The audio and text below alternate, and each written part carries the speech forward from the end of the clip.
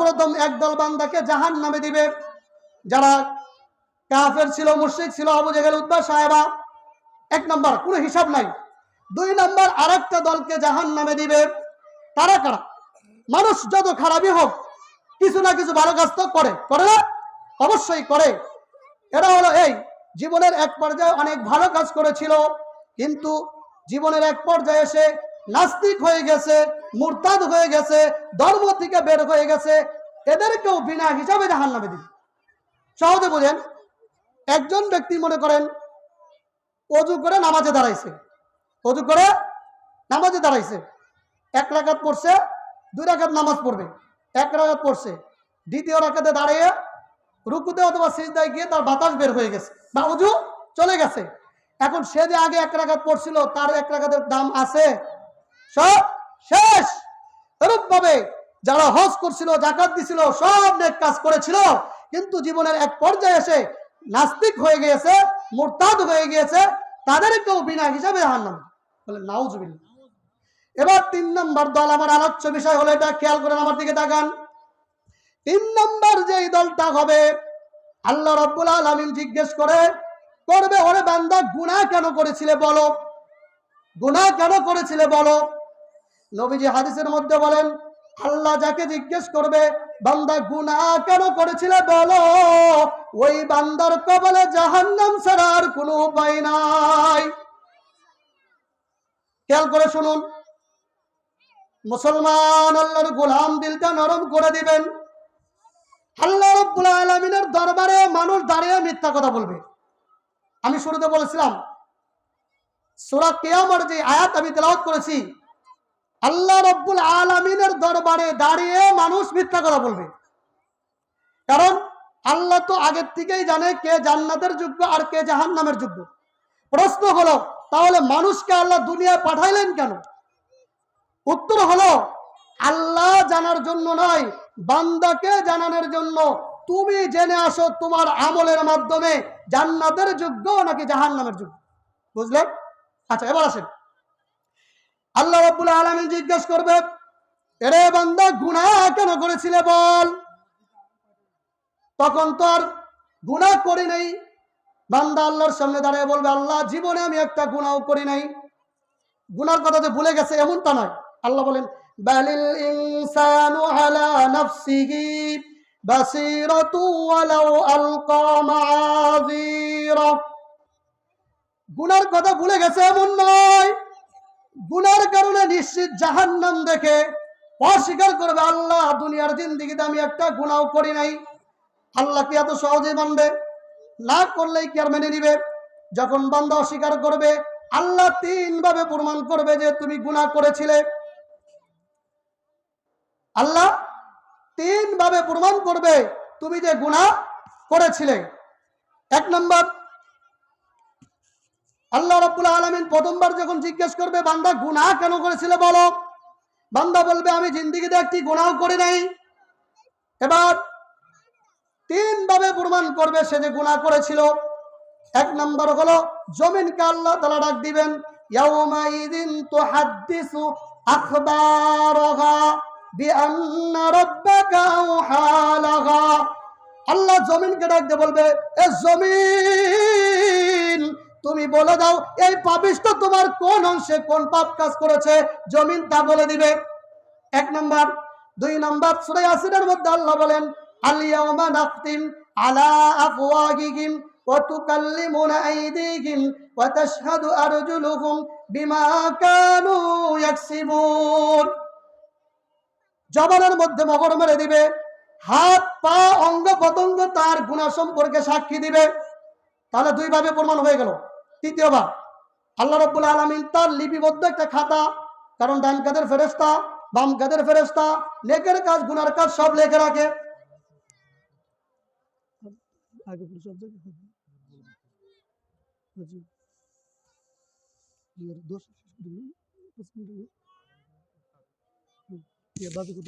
ঠিক আছে নাকি? 5 বাজে তাহলে 10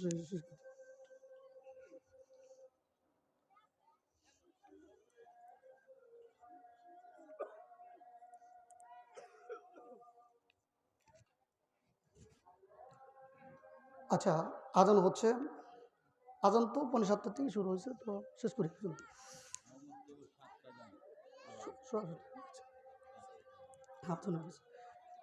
আচ্ছা, আমরা ছেড়ে দেব, শেষ করি আলোচনাটা, বসুন 5 মিনিট। তা আমি বলতেছিলাম, 3 নম্বর ভাবে আল্লাহ প্রমাণ করবে সে যে গুনাহ করেছিল। 2 কাদের লিপিবদ্ধ ফেরেশতার যে খাতা আছে এটা সামনে দিবে। আল্লাহ বলবেন, ইকরা কিতাবাকা কাফা বিনাফসিকাল ইয়াউমা আলাইকা হাসিবা। এ বান্দা, তুমি পড়ে দেখো গুনাহ করেছো কি করে নাই। বান্দা যখন পড়বে, পড়ে উত্তর দিবে, লা ইউগাদিরু সগীরাতাও ওয়ালা কাবীরাতান ইল্লা আহসাহা।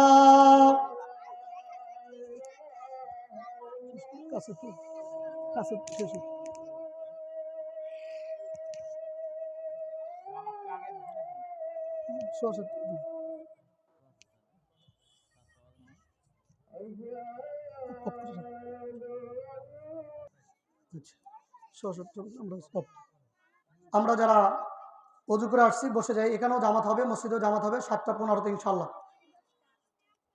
আলহামদুলিল্লাহ, আমরা আলোচনা করতেছিলাম আল্লাহ রাব্বুল আলামিন 3 ভাবে প্রমাণ করবেন সে যে গুনাহ করেছিল। তৃতীয়বার, প্রথমবার যখন আল্লাহ জিজ্ঞেস করবে, বান্দা গুনাহ কেন করেছিলে বলো, তখন সে বলছে, আমি আল্লাহ জীবনে একটি গুনাহ করি নাই, গুনার কথা ভুলে যায় নাই। গুনার কারণে নিশ্চিত জাহান্নাম দেখে অস্বীকার করবে, আল্লাহ আমি একটা গুনাহ করি নাই। দ্বিতীয়বার আল্লাহ আবার জিজ্ঞেস করবে, প্রমাণ করবে 3 ভাবে যে তুমি গুনাহ করেছিলে।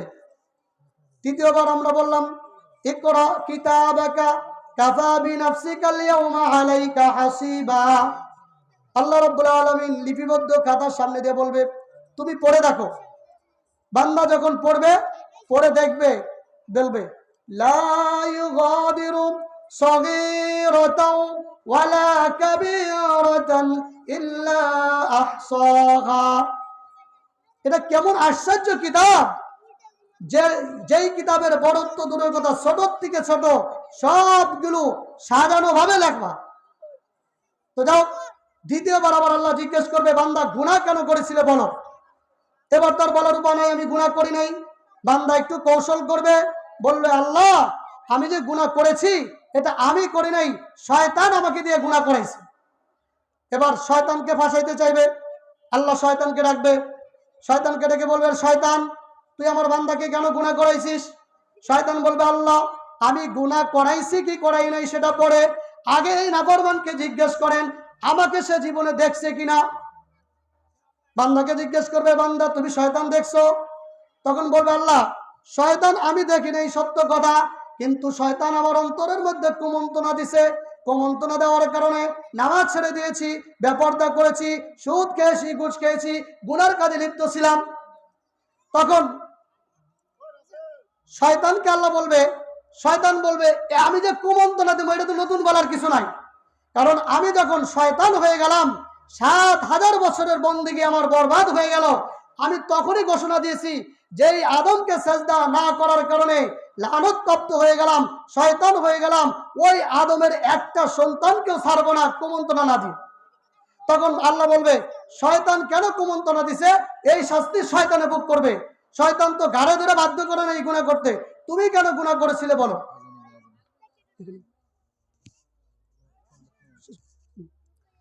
তোমাকে তো ঘাড়ে ধরে বাধ্য করে নাই।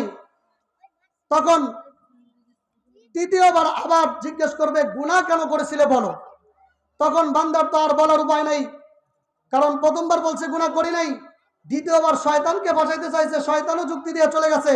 তৃতীয়বার যখন আল্লাহ জিজ্ঞেস করবে গুনাহ কেন করেছিল বলো, তার আর কোনো উত্তর থাকবে না।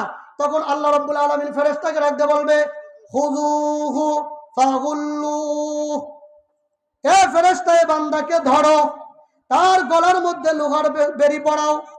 সুম্মাল জাহিমা সাল্লু সুম্মা ফি সিলসিলাতিন যারউহা 70 যিরাআন ফাসলুকুহ।